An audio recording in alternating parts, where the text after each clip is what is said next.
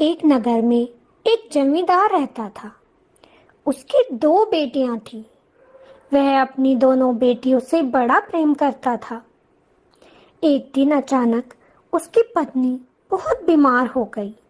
वह अपने पति से कहने लगी, सुनो जी, अगर कल को मुझे कुछ हो गया तो आप दूसरा विवाह मत करना, नहीं तो मेरी बच्चियों को वो माँ वाला प्यार कोई और ना दे पाएगी।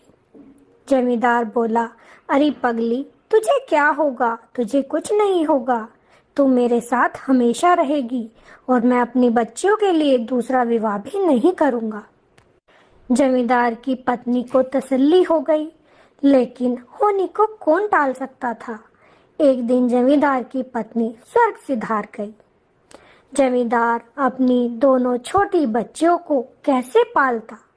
उसने रिश्तेदारों के कहने में आकर दूसरा विवाह कर लिया। दूसरी पत्नी उन लड़कियों से बड़ी नफरत करती थी। वे दोनों लड़कियां उस सौतेली माँ को फूटी आंख ना भाती थी। एक दिन जमींदार किसी काम से बाहर गया हुआ था। तब उस सौतेली माँ ने उन दोनों बेटियों को खाना तक ना दिया, घर का सारा काम करवाया। दोनों बेटियां घर के बाहर बैठी रोती रही, धूप में बिलखती रही, लेकिन उस सौतेली माँ ने उन्हें घर में भी ना बुलाया। सारा दिन दोनों बेटी भूखी प्यासी बाहर ही बैठी रही। अब दोनों की जब सांसें सूखने लगी तो वो दोनों घर के पीछे वाले पेड़ के नीचे जाकर बैठ गई। उधर जब जमींदार के आने का समय होने वाला था तो वह रोना पीटना लेकर बैठ गई। हाय राम, मैं क्या करूं? इन लड़कियों ने मेरा जीना दुर्भर कर दिया है। मुझे इतनी जोर से बेलन से मारा कि मेरे माथे से खून टपक रहा है। जमींदार उसी वक्त अपने घर के अंदर आ गया। उसने देखा उसकी पत्नी के माथे से खून निकल रहा था। जमींदार ने अपनी पत्नी से पूछा, अरे ये चोट कैसे लगी? तब जमींदारनी जोर जोर से रोने लगी और झूठ मूठ बोल दिया कि तुम्हारी बेटियों ने मुझे आज बेलन से मारा, मुझे लहूलुहान कर दिया। अगर वे दोनों इस घर में रहेंगी तो मैं ना रहूंगी, मैं अभी इस घर से चली जाऊंगी। जमींदार बोला, अरे बच्ची है, गलती हो गई होगी, लेकिन वह तो ठान कर बैठी हुई थी कि आज तो उन लड़कियों को घर से निकलवाना है। उसने जमींदार से कहा, या तो तुम मुझे अपनाओगे या अपनी बेटियों को अपनाओगे, एक को ही अब इस घर में रहना होगा।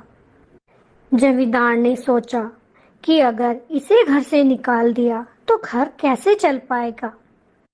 उसने घर के बाहर लिखवा दिया कि अगर मरी हुई माँ की बेटियां हो तो घर से चले जाना, और अगर सौतेली माँ की बेटियां हो तो घर के अंदर आ जाना।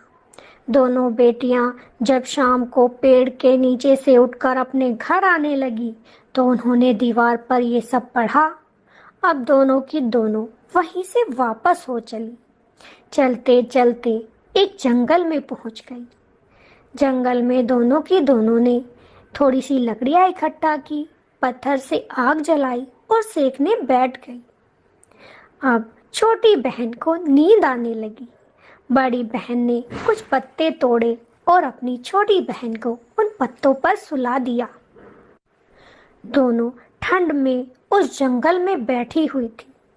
ये सब माता पार्वती और भोले बाबा देख रहे थे कि दोनों बच्चियां कितनी दुखी हैं। माता पार्वती कहने लगी, हे प्रभु, इन दोनों के साथ बड़ा गलत हो रहा है, आप इनकी कोई ना कोई सहायता करो। भोले बाबा ने कहा, देवी, मैं इसमें कुछ नहीं कर सकता, जो इनके भाग्य में लिखा है वही इनके साथ होगा। लेकिन माता पार्वती कहाँ मानने वाली थी, वो तो हट कर बैठी। नहीं नाथ, आपको इनकी कोई ना कोई तो सहायता करनी ही होगी। भोले बाबा ने माता पार्वती की हट देखकर अपने जादू से दो फल प्रकट किए, एक कच्चा फल और एक पक्का फल, और कहने लगे, देवी, ये दो फल हैं, जो कच्चा फल खाएगी वो रानी का सुख भोगेगी, और जो पका हुआ फल खाएगी उसका विवाह एक राजकुमार के साथ हो जाएगा। भोले बाबा ने वे दोनों फल नीचे फेंक दिए। दोनों फल जब उस बड़ी वाली बहन के पास आकर गिरे तो वह डर गई। पीछे मुड़कर देखा तो दो फल गिरे हुए थे। उसे भूख भी बहुत जोरों से लगी थी। उसने वे दोनों फल उठाए और सोचने लगी कि पका हुआ फल अपनी छोटी बहन के लिए रख देती हूँ और कच्चा फल खुद खा लेती हूँ। उसने कच्चा फल ही खा लिया और पका हुआ फल अपनी बहन के लिए रख दिया। थोड़ी देर बाद उसे भी नींद आ गई। अब छोटी बहन उठ गई। उसने जब पका हुआ फल देखा तो उससे ना रहा गया। उसने वह सारा फल खा लिया। लेकिन सारा फल खाते ही उसे याद आ गया कि मेरी बहन तो भूखी होगी, उसने कुछ ना खाया होगा। सारा फल तो मैंने ही खा लिया। मैं भी अपनी बहन के लिए फल लेकर आऊंगी। वह भी अब अपनी बहन के लिए फल लेने जंगल में चलने लगी। चलते चलते वह बहुत आगे निकल गई, लेकिन उसे फल कहीं ना मिला। उसने सोचा, मैं तो बहुत दूर आ गई हूँ, मुझे अपनी बहन के पास वापस जाना चाहिए, वह मुझे ढूंढ रही होगी। वह जब वापस जाने लगी तो वह ये भूल गई कि वह कौन से रास्ते से आई थी। दो राह रास्ते में थी, समझ नहीं आ रहा था कि कौन से डगर पर जाऊं। बेचारी गलत राह पर निकल पड़ी और चलते चलते एक गांव में पहुंच गई। उस गांव में कुछ घर बने हुए थे, लेकिन सभी घरों के दरवाजे बंद थे। वह बड़ी हैरान हुई। आगे चली तो उसे एक बूढ़ी माई मिली। बूढ़ी अम्मा कुछ बकरियों को चरा रही थी। वह उन बूढ़ी अम्मा से बोली, माँ, क्या मुझे एक रात यहाँ रहने का स्थान मिल सकता है? बूढ़ी अम्मा रोने लगी और बोली, नहीं बेटी, मैं तेरी मृत्यु का कारण नहीं बन सकती, तू यहाँ से जल्दी चली जा। लड़की पूछने लगी, अम्मा, ऐसा क्या है यहाँ जो आप मेरी मृत्यु का कारण बन जाओगी?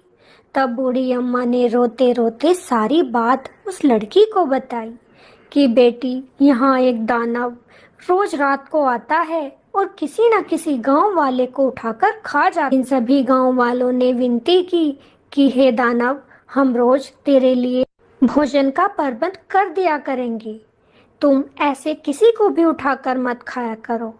उस दिन से रोज एक आदमी उस दानव का निवाला बन जाता है। आज मेरी बारी है।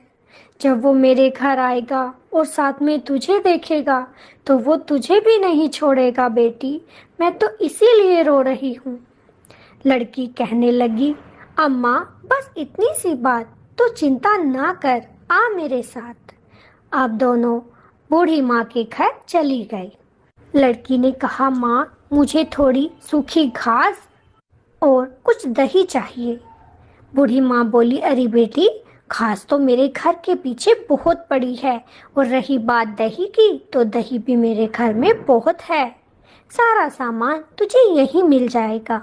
अब तो लड़की ने घास इकट्ठा की और उसकी एक लंबी सी चोटी बना दी। उस दही को इकट्ठा करके घर में रख लिया। जब रात को वह दानव उस बूढ़ी अम्मा को खाने के लिए घर के बाहर आया तो उस लड़की ने चतुराई से वह दही जोर से बाहर खिंडा दी।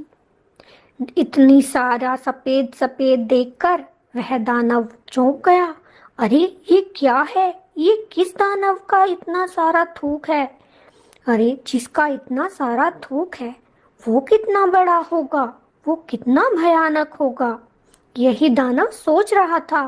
तभी लड़की ने वह घास वाली लंबी चोटी बाहर फेंक दी। दानव उस चोटी को देखकर और भी ज्यादा घबरा गया। जिसकी इतनी बड़ी चोटी, वो दानव कितना बड़ा होगा, वो तो मुझे जरूर खा जाएगा। दानव ये सारी बातें सोच ही रहा था कि लड़की अपनी आवाज को थोड़ा मोटा करके बोली, अरे ओ बुढ़िया, तुझे खाने से मेरा पेट नहीं भरेगा, मुझे और भोजन चाहिए। बुढ़िया कहने लगी, अरे बड़े दानव, तू मुझे छोड़ दे। तूने मेरी सारी बकरियां खा ली, अब मुझे भी खा लेगा, तब भी तेरा पेट नहीं भरेगा। अगर तेरा पेट नहीं भर रहा है तो थोड़ी देर में एक छोटा दानव मुझे खाने के लिए आएगा, तू उसे भी खा लेना, तब तो तेरा पेट भर ही जाएगा। ये सारी बातें बाहर खड़ा हुआ दानव सुन रहा था। वह डर गया और सोचने लगा, जान बच गई तो कहीं ना कहीं अपना पेट भर ही लूंगा, यहाँ से तो भागने में ही फायदा है भैया। वह तो दुम दबा के वहां से भागने लगा। भागता भागता उस गांव से बाहर चला गया। उसने कसम खा ली कि आज के बाद इस गांव में वापस नहीं आएगा। अब तो सभी गांव वालों को उस लड़की की चतुराई से उस दानव से छुटकारा मिल चुका था। उधर बड़ी बहन जब अपनी छोटी बहन को अपने पास नहीं देखती तो वह भी बड़ा रोती है। उसे ढूंढने के लिए चल देती है और चलते चलते वह भी एक गांव में पहुंच जाती है और चलते चलते एक नगर में पहुंच जाती है। उस नगर में जो राजा था उसकी पत्नी का देहांत हो चुका था। सभी योग्य रानी की तलाश कर रहे थे। तभी देखा कि एक सुंदर लड़की सामने से चली आ रही थी। सभी उसे राजा के पास ले गए। राजा को वह लड़की बड़ी पसंद आई। उन्होंने उससे विवाह कर लिया। अब तो बड़ी बहन रानी बन गई थी। उसे हर प्रकार की सुख सुविधा मिल चुकी थी, लेकिन फिर भी वह उदास रहती थी, अपनी बहन का इंतजार करती रहती थी। उधर पास के ही राज्य के एक राजा के लड़के का विवाह एक जमींदार की बेटी से होने जा रहा था, लेकिन जमींदार की बेटी एक आंख से कानी थी। तो जमींदार को घबराहट होने लगी कि कहीं राजकुमार मेरी बेटी से विवाह करने से मना ना कर दे। वह इसी चिंता में था कि उसे एक युक्ति सूझी कि कहीं से एक सुंदर लड़की को खोजा जाए और उससे राजकुमार का विवाह करा देंगे। जब विदाई का समय आएगा तो अपनी बेटी को बिठा दूंगा। खोजते खोजते वे लोग उस बुढ़िया के घर चले गए और उस सुंदर लड़की को वहां से ले आए। जमींदार ने जब उस लड़की को देखा तो उसे समझ में आ गया कि हाँ, यही ठीक रहेगी, इसी से राजकुमार विवाह कर लेगा। अब तो राजकुमार विवाह करने आ गया। उधर जमींदार ने उस लड़की को सजा धजा के वहां पर बिठा दिया। मंडप में विवाह भी अच्छे से हो गया। लेकिन जब राजकुमार उस लड़की के पास बैठा हुआ था, तभी उस लड़की ने उसके रुमाल पर सारी बात लिख दी और उसकी जेब में वह रुमाल डाल दिया। जब राजकुमार ने खाना खाया और हाथ पोंछने के लिए वह रुमाल निकाला तो उस पर वह सब लिखा हुआ पढ़ लिया। उधर विदाई की तैयारी होने लगी और जमींदार ने उस लड़की को कुछ पैसे देकर वहां से भगा दिया कि आज के बाद यहाँ दिखाई मत देना, और अपनी बेटी को तैयार करके राजकुमार के साथ विदा कर दिया। जब वह लड़की महल में आई और राजकुमार ने उसे देखा तो वो समझ गया कि ये तो वो लड़की हो ही नहीं सकती। उसने उस कानी लड़की को जमींदार के घर भिजवा दिया कि मैं इसे अपने साथ नहीं रख सकता। जमींदार ये सारी बात लेकर राजा के पास गए कि राजा साहब, मेरी बेटी को न्याय दो। इसका विवाह राजकुमार के साथ किया है और राजकुमार अब इसे अपने साथ रखना नहीं चाहता। राजकुमार को भी राजसभा में बुलवाया गया। तब राजकुमार ने वो रुमाल पर लिखी हुई सारी बात राजा को सुनाई। वहां पर रानी भी बैठी हुई थी। रानी ने जब वे सारी बातें सुनी तो वो समझ गई कि वो और कोई नहीं, मेरी बहन ही है। रानी ने उठकर कहा, वो लड़की कहाँ है, उसे यहाँ बुलाया जाए, मैं उससे कुछ पूछना चाहती हूँ। अब सबने पूछा, जमींदार बता, उस लड़की को कहाँ भेजा है। जमींदार ने बता दिया कि एक बुढ़िया के पास उस लड़की को हमने देखा था, शायद वहीं पर होगी। राजा ने अपने कुछ सैनिक बुढ़िया के पास भेजे और उस लड़की को वहां से बुलवा लिया।